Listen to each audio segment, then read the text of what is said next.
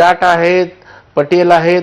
म्हणजे जेव्हा एखादी घटनेत दुरुस्ती करायची असते तेव्हा देश पातळीवर त्याचा निर्णय करावा लागेल आणि पवार साहेबांनी सांगितलं घटना दुरुस्ती करावी लागेल.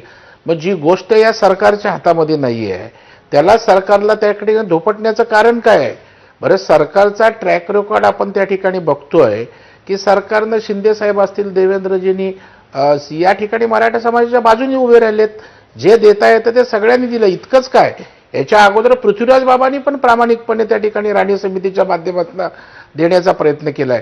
म्हणजे कुठलंही सरकार या ठिकाणी आरक्षणाच्या किंवा मराठा समाजाच्या विरोधातच नाही आहे ना.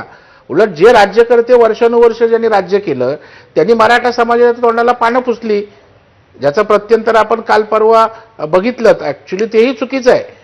परंतु माझं एवढंच म्हणणं आहे की जरांगे दादांविषयी आम्हाला प्रेम आहे, आम्हाला आदर आहे.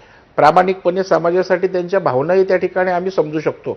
परंतु या आंदोलनामध्ये दुसऱ्या मुंबईकरांचा अनादर करणं, त्यांची अव्यवस्था करणं, मुंबई या देशाची आर्थिक राजधानी आहे ज्याचे परिणाम त्या ठिकाणी आंतरराष्ट्रीय स्तरावर होत असतात. आज ताज हॉटेलला घुसायचं, जहांगीर आर्ट गॅलरीला जायचं. अरे आम्हाला त्या ठिकाणी मराठा समाजाचे म्हणून लोक विचारतायत ना. एका बाजूला लाखोचे मुकमोर्चे काढणारा मराठा समाज ज्याची जगानं दखल घेतली, तेव्हा नेता नव्हता, तेव्हा जरांगे पाटील नव्हता कोण.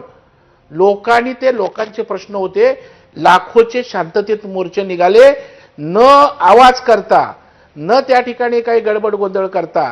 जगाला त्या ठिकाणी हा मुद्दा सुद्धा प्रवीणजींचा बरोबर आहे. याला तुम्ही कसं उत्तर द्याल? कारण हुल्लडबाजीचे प्रकार तर घडलेले आहेत गेल्या काही दिवसांमध्ये. एक क्लॅरिफिकेशन मी आज देऊ मराठा इच्छितो. समाजाच्या इज्जतीत मातीच घालताय तुम्ही. एक क्लॅरिफिकेशन मी देऊ इच्छितो.